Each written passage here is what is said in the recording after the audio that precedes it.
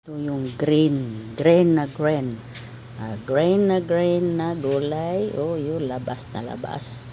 Yung malunggay ko, oh, ano naman, oh, yun.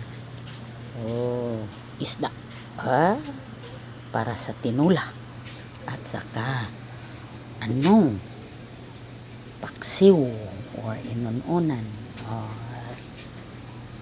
hinaluan ko ng asin, tubig at asin para ang bakterya ang asin ay pangpaalis sa bakterya. Yung mga pagkain natin nga binili, ang asin ay para pangalis sa bakterya.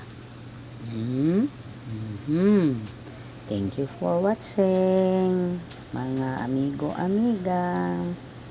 Kakain tayo mamaya sa ating gulay, pangpakulay sa ating buhay. Oh, thank you for watching.